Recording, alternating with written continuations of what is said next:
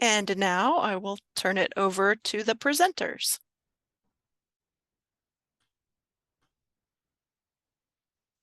Thank you so much. Thank you. So I'm going to start out by saying I'm Dolly Frank, and I had originally been planning on being the presenter for this, but in the time it took to create these slides, get them through communications, and announce the webinar, I hired a brand new Florida Library Youth Program consultant, Chelsea Lefevre, who will be doing the presentation today, except for a couple of slides at the beginning. So I'm going to hand it over to Chelsea so she can introduce herself. And I am so excited that we have a brand new Florida Library Youth consultant. Thank you so much, Dolly. And I am also so excited. So hi, everyone. My name is Chelsea Lefevre. I have actually been with the Bureau of Library Development for almost 2 years now. I was doing things on the administrative assistant side, but I have now stepped into this role as the FLYP consultant, and I am so excited and so honored to be here. A little bit about me. I have quite a bit of prior programming experience from littles all the way up to high school. I've worked in state parks, I've worked in early childhood education, and I've worked in nutrition and cooking programming. So I kind of have a whole lot of different areas that I get to pull from to help support you guys. On the personal side of things, I am a born Tennessean who moved to Florida about 2 years ago, and I have actually fallen in love with this state. I love being here, hurricanes and all. At least hurricanes give you a little bit of warning that they're on the way, not the tornadoes that we had in Tennessee. A couple of hobbies that I enjoy are crafting, just about any kind. If you hand me some kind of craft material, I'm going to play. I love to read, and I love to go on what I call wanders, which are hiking, but a lot more low key. I have 2 pets that I love very much at home. One is a 60-pound lap dog, a pit bull. His name is Tonka. And I may lose some of you guys on this one, but I also have a 10-year-old ball python named Indy, who I love very much. I am really excited and honored to get going on this journey as the FLYP consultant. But because I am still very brand new to this position, I'm going to ask for a little bit of grace and patience today. And I appreciate Dolly's support in this presentation. But let's get started talking about our summer statistics. Let's mention how long you've been in the job, Chelsea, that she's jumping into a presentation this early. So this is my 2nd week. But again, very excited. Maybe a little too excited. We'll see. Need to calm down the coffee. That's it. So I'm going to start out just by doing a couple of crunchy things before I hand it over. The survey is going to start July 16th. We'll be closing early September. It's sort of the usual frame, pretty similar dates to last year. And it'll be held in Counting Opinions, again, the same as last year.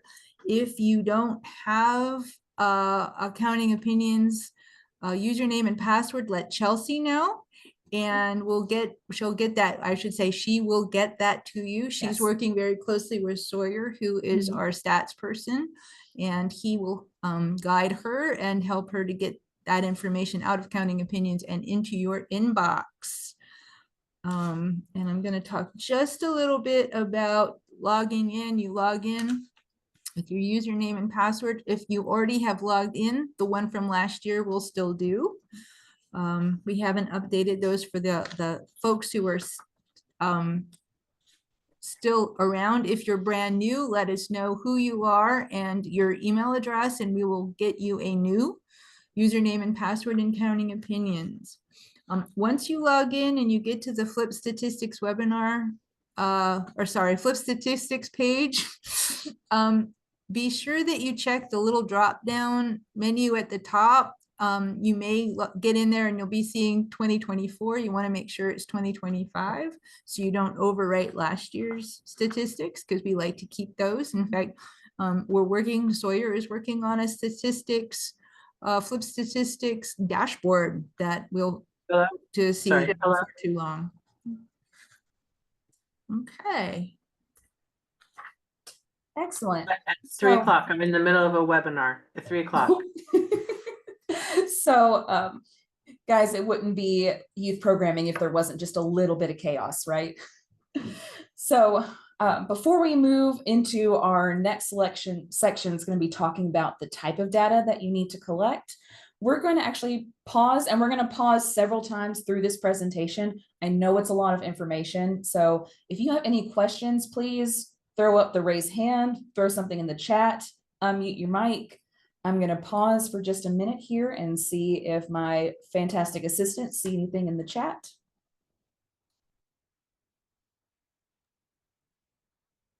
No questions at the moment. All right, then we will keep on trucking for right now. So the data that our survey is going to be collecting, this is just our introductory page here. So don't worry, we're going to break down each of these bit by bit, but you're going to need your number of active programs and their attendance by age group. We'll touch on that in just a second. Your number of self-directed programs and their attendance by age group, your number of different topics of your take and make kits, and the number of kits provided by age group. Do you guys see a trend here? Some optional data that we're collecting are your books read or your minutes read by age group. We know some of you guys use things like Beanstack for collecting your summer reading data. So if you collect that data, we would love to have it. And then at the end of the survey, there's going to be a couple of open-ended and multiple choice questions. Speaking of age groups, this is how our survey is going to break down our age groups. So you can see it there on your screen. I'm going to run through them real quick. Our early literacy is 0 to 5 years. School age is 6 to 11. Young adult is 12 to 18. Adult is anyone age 19 and older, or you may have a program that is suitable for all ages. So let's start with our active programs. Active programs are planned live events intended for a group of participants. So those are kind of the three things that you're looking for to categorize something as an active program. Was it planned? Is it happening live for people right there with you or online? And is it intended for a specific group of people? So with our active programs, you're going to count the number of programs that you run and your program attendance. A couple examples of an active program would be a book talk where you have an author come in and share some of their experience with the group, a in-person animal program like we have here, or maybe you host a book club online. As long as it's happening in real time with an audience, that's an active program. Along with our active programs are outreach. So outreach are things that happen outside of your 4 walls, or however many walls your library happens to have. These are things that maybe happen at the schools and other community areas. These are things that are helping to spread the word about your summer reading program. Is there anything that I'm missing on that, Dolly? No, it does need to be about the summer reading program though. Yes, it does need to be about summer reading program. If you're sharing about other amazing programs your library is doing, that's great. It just doesn't count in this survey. All right, I'm going to pause here for a second. Do we have any questions? Question, will you provide the slides? I believe that will be a yes. Absolutely, yes. That's it. For the outreach, if we're doing outreach like now about summer reading program, does that count? Yes. So Yes. there is no Okay. set time to start counting those outreach programs. Okay. And you said that those count toward active programming. Yes. Thank you. Well, they would if they're active. Fair. They would if they are, if there are people in person that you are talking to. That is an active program. Yes. If you're doing outreach using your recordings on YouTube, you can count them, but not as active programs. Right. Okay. Thank you. All right. Excellent questions. Anybody else right now? I'm not seeing anything in the chat. Okay. And there will be a question and answer time at the end of the presentation. And again, like mentioned earlier, if you come up with any questions, or if I somehow miss getting to your question during this presentation, please send me an email and I will help as quick as I can. But let's keep moving. Self-directed programs. All right, so Self-directed programs are activities that people experience at their own time. Now, I know that with them not being called active, that could be a little bit confusing because self-directed programs can be very physically active, especially when thinking about things like scavenger hunts or things like that. But these are activities that are not at a specific time, not with a specific group of people that have gathered all together. So you will count the number of your self-directed programs that you've offered, and if possible, count the number of people who participated. So you may not be able to exactly count like you would if you had a group of people in front of you. But if, for instance, going back to the scavenger hunt, if you had 200 scavenger hunt pages printed out and you had 80 of them returned to you, you could count that as 80 self-directed programs. So a couple examples of these self-directed programs would be a pre-recorded speaker series, a storytime video that maybe you live streamed, which the live stream would be an active program. But if someone watches it after the live stream, then that's a self-directed. Or like I mentioned, a scavenger hunt. When looking at pre-recorded videos, these only count if they were specifically made for your library. So if you were watching, for instance, astronauts on the International Space Station do story time, which is excellent, but with those being pre-recorded videos for anyone to watch, that doesn't specifically count for your program. However, someone tried to stump me with the question. Yes, okay. If you got a group together and as part of your activity, you watched the video together, that does count as an active program because you gathered an audience and they all were there watching it together at the same time. Circling back to these self-directed programs, pre-recorded videos that are part of a mass license, like maybe something on Go Noodle, something like that, those also do not count as self-directed programs. Self-directed programs need to be something for your library. For the summer program. For the summer program, yes. Now those statistics, I'm going to confuse things by saying that the pre-recorded videos that are part of a mass license can be counted for other statistics, just not this particular group of statistics that you're reporting for summer programs.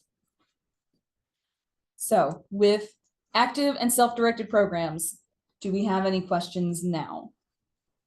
We have some questions coming in. Absolutely. Okay. Only the attendees would be counted if it's hybrid, right? So we are going to touch on hybrid programming in just a little bit. I would need a little bit more on what you mean by the attendees. Okay, next question. For outreach, it says no date to begin. So as long as we discuss our summer reading program, it will count as outreach? Yes. Okay. Next question. Facebook ads, social media would be counted as inactive programs? This is outreach? It's social media. Right, but the topic of the social Right. media. Yes, outreach. Yes. Then yes, that would count as outreach. But, All right. But self-directed outreach. But self-directed outreach, yes. Okay, next I question. know this can be really confusing, guys, and anytime that you're trying to classify things into very specific boxes, I know you guys are doing really amazing programming and it might be a little iffy. If you have any questions about how something should be classified, please reach out to me. But right now, are there any other questions, Rebecca? Yes, I see one more Let's go. question. All right. If I visit a school to appear on their morning news program, do I count all of the students at the school? As attendees? Ooh. That's a really good question. I imagine that in this scenario, you were there and you were sharing about your summer reading program. So attendees who watch the morning news program, I would say yes. And it's a live morning news program? That's what I've experienced with morning news programs in the past. So yeah. I would say yes. Yeah, why not? Okay, we have one more quick question if you want Yes. to take that. Okay, so again, the news question, and is the live morning news program active? If it is live with the live audience, yes, that is an active program. Okay, so back to the social media. Does that mean posts about summer reading count as social media self-directed? So I think we're gonna have to get back to the questioner on that one. That's a little bit more nuanced. Okay, Yeah. Yes, Rebecca, if you wouldn't mind dropping my email in the chat, sure. if you would send me an email with that question, Dolly and I will discuss it and I will get back to you. And that's all I see right now. All right, we're going to keep moving forward. But again, if you guys have any questions, keep them coming. So let's talk about our take and make kits. These are activity kits that library staff put together for patrons to take with them and complete or make in their own time. So each of these kits are going to be counted separately, and you're going to count the variety of your kits and the number of kits taken by patrons. And you're going to count those by the intended age group. So on our next slide, we have an example. So say as part of your summer reading program, you put together 8 different take and make kits, and you put them out one each week. So you make 100 bags each week for 8 weeks. And each week you counted the number of bags that patrons took, and they took 75 bags. So your total number of different kits were 8. You made 8 different types of kits for them to take. And then over the course of those 8 weeks, your patrons took 600 kits. If your library doesn't offer make and take kits, that's totally fine. You'll just put NA in that question. So pausing there for a second. Do we have any questions about take and make kits or any questions about what we've already covered? I'm not seeing anything in the chat. All right, we'll keep moving. Let's talk about virtual programming. So I know that this is still a thing that a lot of libraries do, especially after COVID. So let's talk about the difference between live or active and self-directed. Attendees that are logged on during a live event go under your active programs. So they are people who are actively watching while the program is taking place. Attendees who watch after an event, or they watch it recorded on YouTube, or if you streamed it on Facebook and they watch it on Facebook, those would go under self-directed programs. If at all possible, which we know social media platforms are changing all the time, if it is possible to see how long viewers have watched a video, then count the views that lasted longer than a minute. That kind of accounts for people who accidentally clicked on a video or a video that started audio or auto playing as people were scrolling through their feeds. So like I mentioned, each social media platform is a little bit different. They're going to show your live views a little bit differently.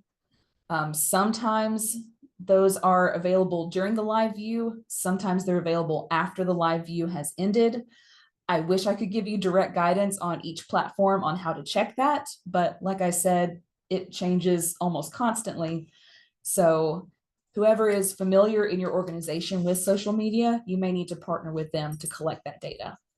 Are there any questions now about virtual programming or anything we've already covered? I see one question. It says these are library created materials and not Oriental trading kits, right? This is about the take and make kits. Correct. Yes. Okay, that's all I see right now. I'm gonna jump in with the virtual programming. I know that Facebook recently announced some changes that said that you have to collect some of the live streaming information very quickly. You can't wait till the end of the season. You have to do it, I think, each month. So keep your eyes open on each of your social media platforms for changes like that. You may have to collect as you go instead of waiting to the end of the the month or the end of the summer reading timeframe. Right. So again, I wish I could give you guys more direct guidance on each platform, but you may want to collect your data like within a set time frame after each program has concluded. I see another question. Sure. If the library purchased it, why wouldn't Oriental trading kits be allowed to be counted? These are take and make kits that you're providing for folks to take home and make. Yes, correct. I would lean towards those do count. I would lean those, yeah, I would agree. Yeah. Usually the Oriental trading things come in like large quantities and you have to separate them out and pack anyways. Yeah. That's active work. It is, Yeah, I'm nix what I said earlier. If it is a kit that you have assembled specifically for people to take home and make or take and make on their own time, that is a take and make kit. Or if it's part of some other program that you've provided. Yes. Yeah. And what if the Oriental trading kits are SRP subjects? Most of the Oriental trading kits are already assembled, but it's usually SRP themed related. Summer reading program. Yes, yeah, that counts. Yes. Okay, that's all I see right now. All right. This is that optional data that I mentioned earlier. If you collect statistics on the number of books your participants have read, please report those numbers. Or if you collect on the minutes or amount of pages, any extra information that you collect on your participants' reading, we would love to have that data, partly because we like to share that data out with everyone in a newsletter at the end of summer reading program, so we can celebrate the achievements that your readers accomplished. But also don't worry about it if that's not something you collect. Correct. we're not mandating those. No, but if it is something that you collect, we would love to have that information. All right, let's talk about hybrid programming. I know this became more prevalent, especially as we were moving out of COVID. So hybrid programming are programs that take place in person and virtually at the same time. So maybe you have a speaker who is speaking to an audience there at your library, and you're also live streaming it on Facebook. These count as active programs because you have people in the audience actively listening and you have people online actively listening. So you would count both your in-person and your virtual attendees. So for example, maybe you have an animal program. Your in-person patrons who are there experiencing the animal program and those who are watching live on social media count as the active program. So it's one program, two types of audience. Yes. So here's a couple of examples of different programs. A self-directed program, as a reminder, is completed on your patron's own time. So a self-directed in-person would be a scavenger hunt that you leave worksheets out, they come pick up a worksheet and then go and complete. A virtual example would be maybe you have a scavenger hunt on your website or in your digital collections. Or maybe you recorded a video tour of your facility and someone watched it on your YouTube. Those would be self-directed virtual. For active programs, these are programs that are led by a library staff to an audience. So an in-person example would be you have a staff member giving a tour of your library. A virtual example would be a Zoom meeting that you take around your library giving a tour. Do we have any questions there? I have a couple questions. Yes. We're also collecting whether the minutes were from audiobooks. Would you like that information? Absolutely. Okay, next question. So the only relevance to reporting books/minutes read is just to support newsletters and the like. They're not a factor beyond that? I don't think we use that in any like calculations. Those are just to celebrate your achievements, yes. Which we're very excited to do, of course. Okay, next question.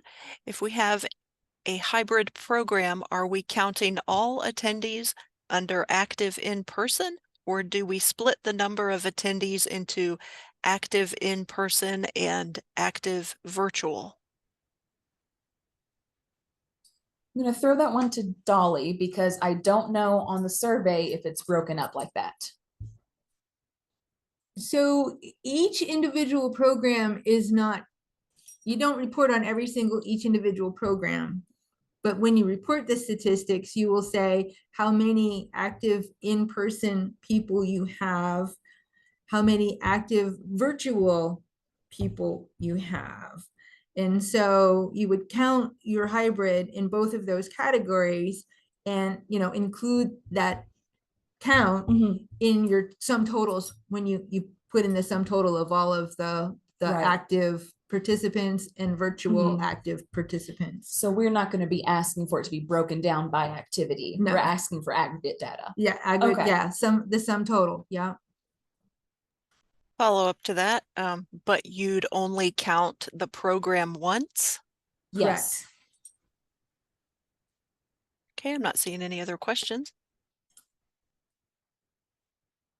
All right. So as a reminder, we hit this at the beginning of the presentation. You're going to count the programs based on the age of the intended target audience, not the age of who actually comes. So for example, maybe your local library has a potion making table, and maybe there is an adult who really enjoys making potions, and so that adult participates. I'm not talking to anyone about anyone in particular, but the intended audience for that activity was school age. You just happen to have an adult attendee also join in. So for example, if you had a toddler story time, we're gonna hope that you have parents who stick around and who are in the audience, but this is going to count as an early literacy program because it was meant for the toddlers.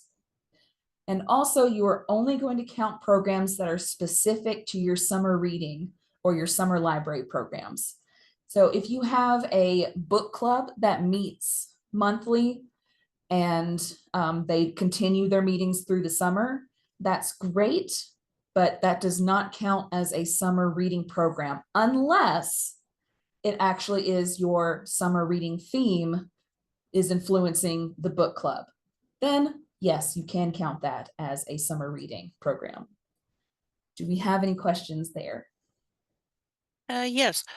What if you have an intergenerational program, example, 11 ages and up? That's great. There's going to be an all ages group, an all ages selection that you can select as part of the survey.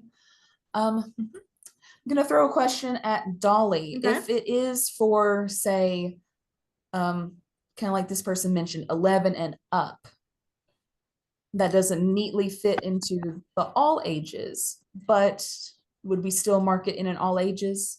It would be probably better in all ages unless the only people who showed up at the time were 11. Okay. Right. So if the idea was to have everyone 11 all the way through 80, but only 11 years old showed up, you might say, okay, you know what, we're just going to call it 11-year-olds because that's who showed up. But if you've got the entire gamut from 11 to 80 and they all participated, I would say all ages would be a better, honestly, for that particular choice. Thank you, Dolly. Okay, next question. Do we need to specify when the program comes from SR and when that program comes from summer library program? I would say no. So we are not being specific as to what exact program that you guys are reporting your summer program statistics from. So if you have a difference between your summer reading versus your summer library program, those are all going to be in this survey. Okay, next question. So if we have a program that runs throughout the school year and we still, whoops, my chat's jumping around, and we still run that same program during the summer, it can only actually be counted toward summer statistics if it is reoriented to fit the theme of the summer program. That is correct. Yes. Okay. So if it is a year-long program, and that's amazing, and we are so happy that your library does that, but we are specifically collecting statistics here for summer reading program. Or Right. summer Or library. summer library program. Right, yeah. Correct. Yes, sorry. That's some of that newness kicking in. Right. I don't see any other questions right now. All right, keep hanging with us, guys. We are almost there. So at the end of the survey are going to be a couple of open-ended questions. Now, these are really important questions, and we really hope that you guys answer them thoughtfully and take a little bit, because we're going to use these questions to better understand the needs that you have and how we can best support you as the Bureau of Library Development. So these questions will be things like, how do you define success? What are some different things that you did for your summer program this year? We understand that this was a little bit of a weird year. And Dolly's chuckling because it was a lot of a weird year, but and to share any success stories from your summer program. One of my favorite things that I've gotten to do so far here at the Bureau is to put together the FLYP summer library program newsletter that goes out at the end of the summer. It highlights the stories that you guys share. It highlights the statistics that you share. It highlights any successes that you want to share with us. And honestly, the 2 years that I've worked on it, I have ended up crying at least once because I am so in awe of the amazing things that you guys do. Some questions that are a little different than you guys have answered before are, what needs do you see in your community? And how can we support you in meeting those needs? And we would also love to hear what materials or resources would be helpful to receive from us in the future. And of course, is there anything else that you want to share with us? So let me do one more slide. There's going to be a couple of multiple choice questions as well, pertaining to what you used to develop your summer program. So either CSLP, iRead, did you come up with your own program? Did you do something else? And then as you plan for next year, what are you looking at doing?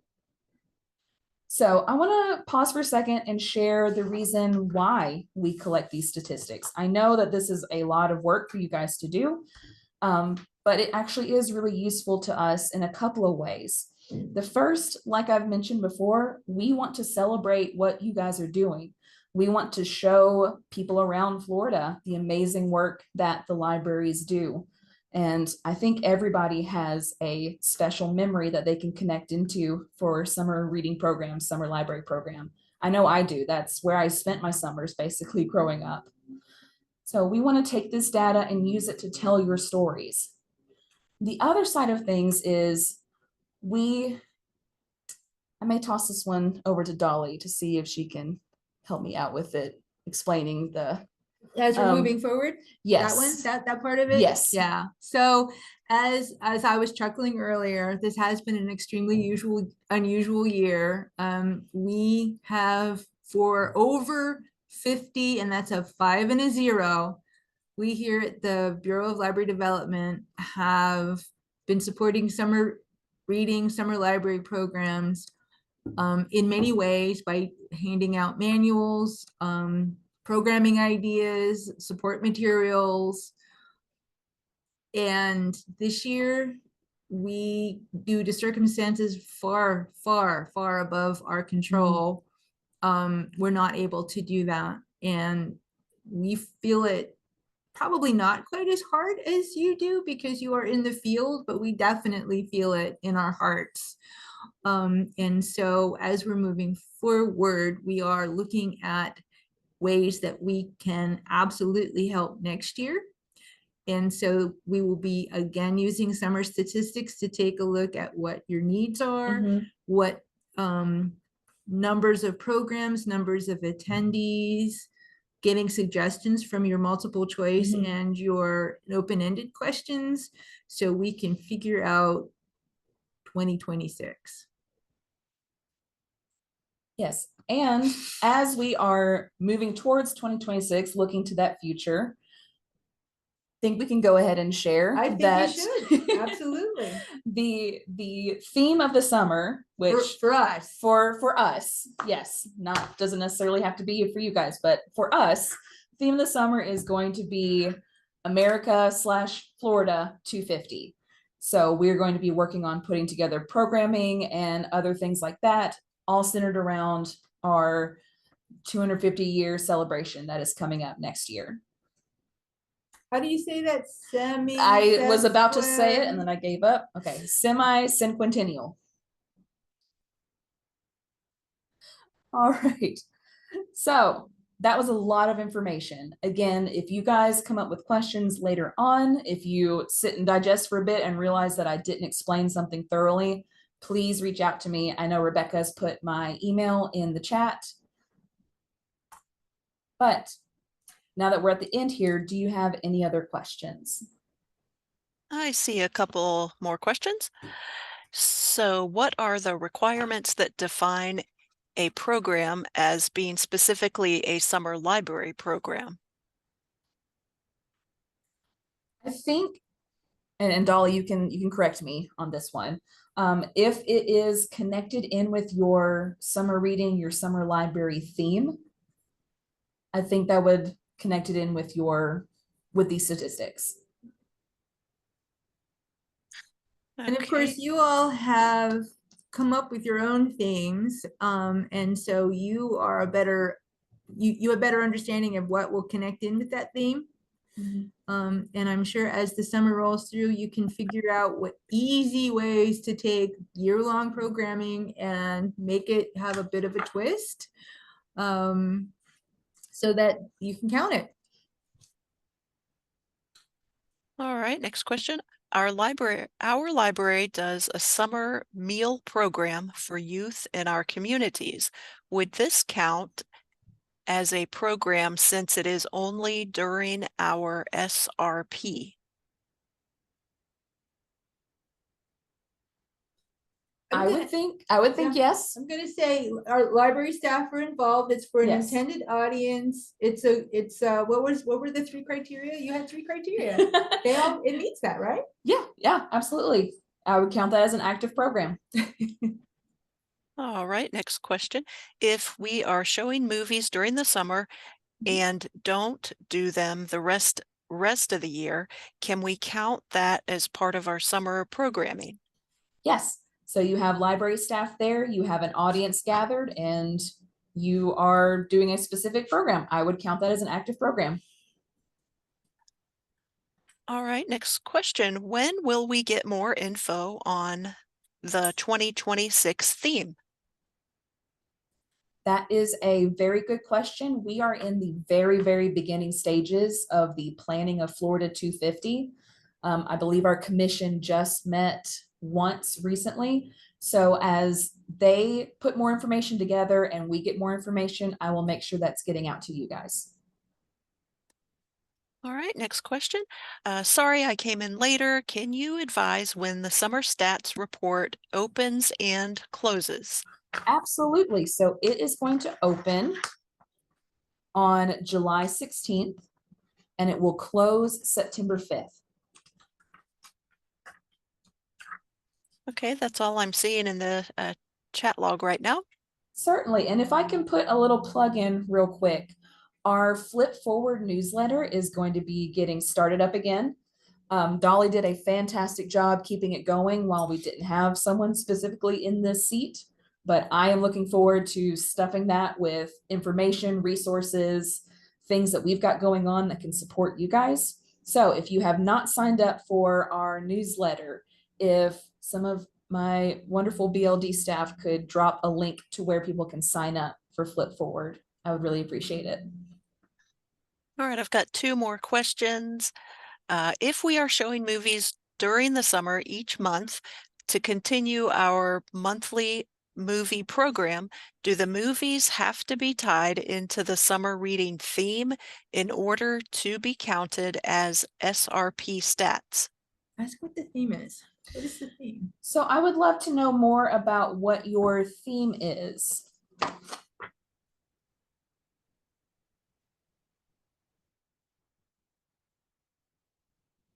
you don't mind throwing that in the chat. real She quick may for be, us. yeah. Would you like me to read this next quick question while she's replying? Sure. Yes. Okay. Do you anticipate you'll do webinars like this to help us generate ideas and plan programs for the 250th? I anticipate yes. In fact, I'm very hopeful that that will be happening. So keep an eye out. All right. So response to your question, our theme is Color Our World. Okay. There's So I'm checking in with Dolly. I was gonna say, if you're showing black and white movies, maybe not so much, but if your movies are in color, there you go. That's true.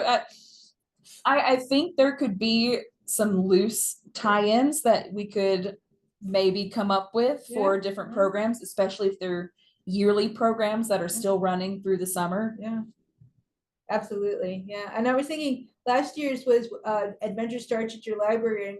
And I mean, you can't get any more adventures than a movie, right? This is true. Starts at your library. So that would have been super easy. Mm-hmm. But yeah, I would think, and of course you could pick movies that have colors in the title, or have people who star in it that have colors in their names. I don't know. There's just all sorts of random things you could do. But honestly, if you've got a movie that is in color, or Right. I'm thinking also of Wizard of Oz, where it starts in Yes. black and white and goes to color. That's an incredible example. Yeah. And to be clear, we're not going to be looking at your submissions and picking them apart with a fine-tooth comb. No. Like if you tell us that you had 5 million participants across your summer, we may have some follow-up questions, but we are not going to be standing over you with a ruler. No. She says, thank you. I appreciate this. Yes, they are in color. There we go. We got some more themes, Harold and the Purple Crayon and Where the Red Fern Yes, Grows. good. Where the Red Fern Grows? Yes. Oh, okay, hold up. I have issue with that one. That one breaks my heart. It does. Yeah, you might have to pick a different one where the deer doesn't die at the end. Or just make sure you have tissues handy. Yeah. How about the Monuments Men? Oh, I love that one. That's about art and architecture, of course. Sorry. It's all good. It's one of my favorite movies. I love that one. All right, I don't see any other questions at the moment.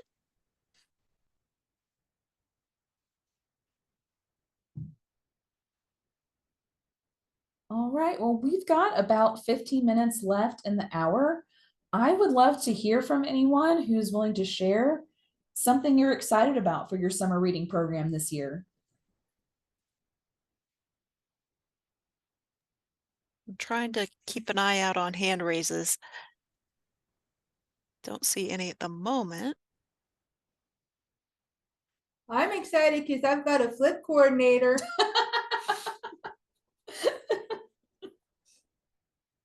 Oh, and I wish I could fully express how excited I am that that I'm able to be in this position. This is honestly a dream come true. Not only do I get to support libraries, but I get to support the programs that made me the reader that I am today. We're finally getting an actual teen space. I'm very excited about that. Yay. That's very exciting. Yes. Kicking those grown-ups out of there. We No, love but grown-ups that too. truly is important for teens to feel like Yes. they have a space where they can be independent, Yes. but also in a safe, supportive environment. So we're doing a lot of art programs this summer to try to Yeah. bring the audience in because they haven't been coming. So we're hoping this really generates a lot of teen business. Well, fantastic. And that is something that I've heard from library staff over the past couple of years I've been here with the Bureau, is that we need some support getting teens back into the library. So that is something that is close to my heart, and I will hopefully start coordinating with some of you guys. Let's get some ideas going. Oh, we got some great things in the chat. Sorry, Dolly, I interrupted you. I was going to say the work groups. The FLYP work groups, yes, I want to get those back up and going. I know that they had just kind of started when Kelsey left us. So again, this is my second week. I'm going to need a little bit of time to keep sipping from the fire hose, but these are all things that are on my radar that I want to get going for us. If you're interested in work groups, toss an email toward Chelsea and oh, as the supervisor of the FLYP person, I've gone from Casey to Kelsey to Chelsea. That's right. I told her the Trinity is complete.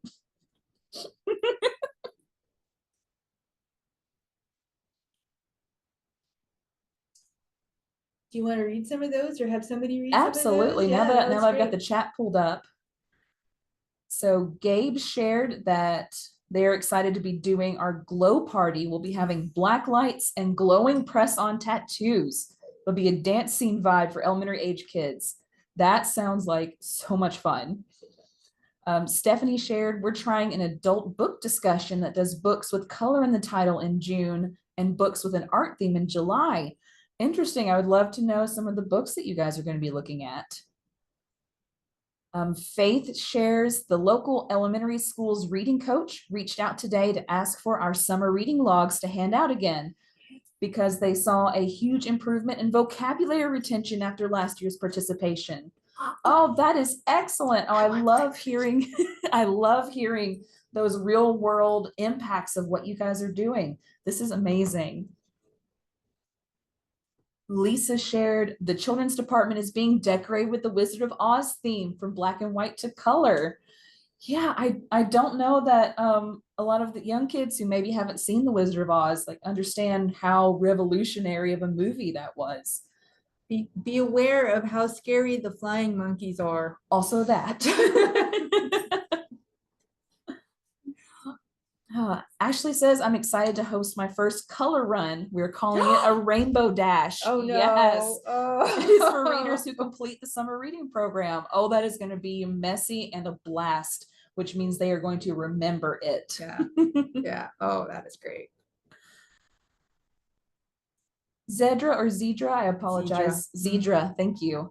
Our teens are bringing in their favorite book and we will be bedazzling them. Absolutely.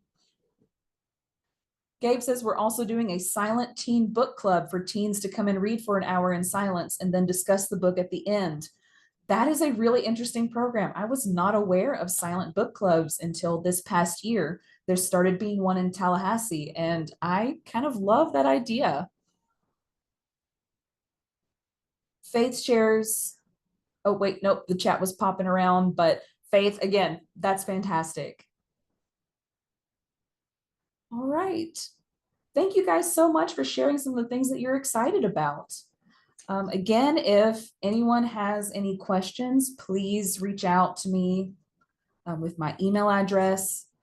But while we've still got a little bit of time here on the clock, does anyone have anything that they may need advice on, or you've got a wealth of library knowledge here at your fingertips? So is there anything that you want to hear from fellow librarians on?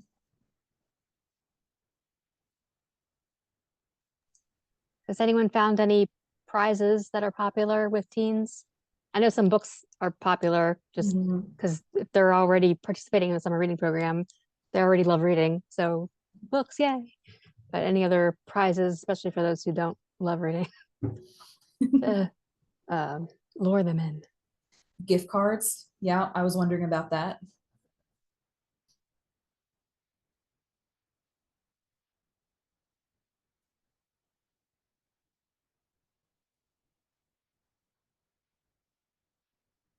Ooh, Gabe, can I come participate in your reading program?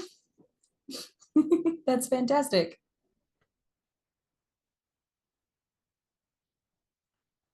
We want to read that out aloud in case the chat log gets weird. Sure. Gabe says our prizes this year will be an iPad, telescope, drone, art kit, and $50 Amazon gift cards.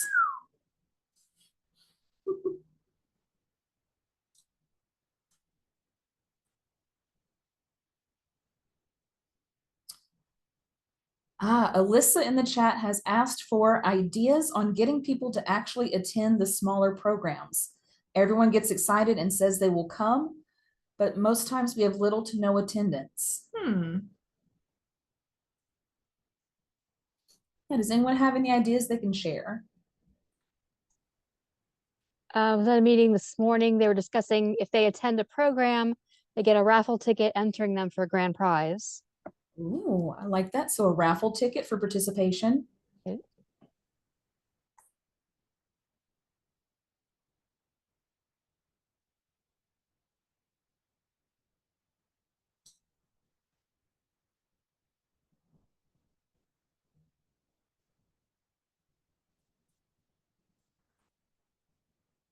I am trying to draw on my memory banks, Alyssa, because I also grew up in a very small town doing a very small summer reading program.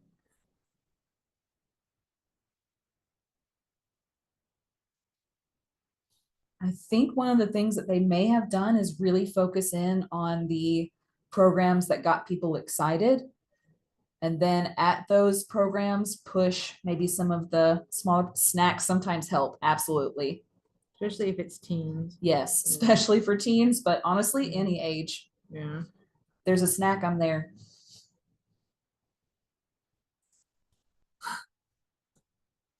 Having small prizes. Animal programs are always popular. Absolutely. Yeah. For adults, it's wine and cheese. Do you make your own charcuterie board?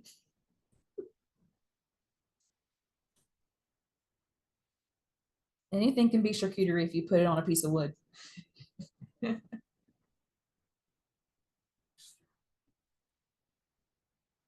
All right, so there are a lot of great things in the chat here. As a side note, we will be saving this chat and sending it out to you guys as a follow-up email.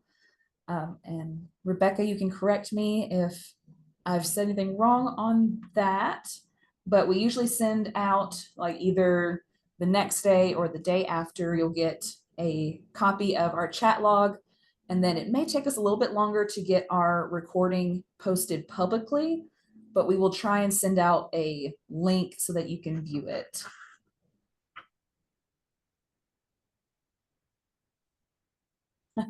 Thank you, Rebecca. So as we are wrapping up here, Rebecca also put in the chat a link to our post-webinar survey. If you guys wouldn't mind taking a few minutes just to fill that out, that especially is going to help me as I'm learning how to host these webinars.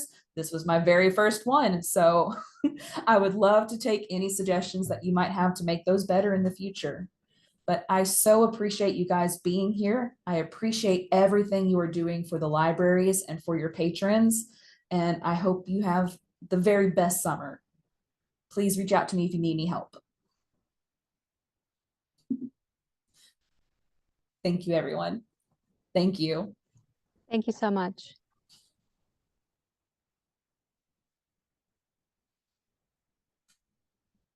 Thank you, guys.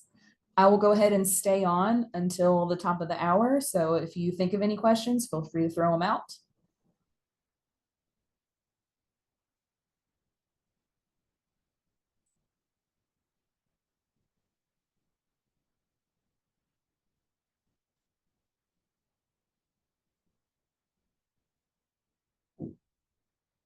Thank you, guys. I do truly appreciate all that you guys do.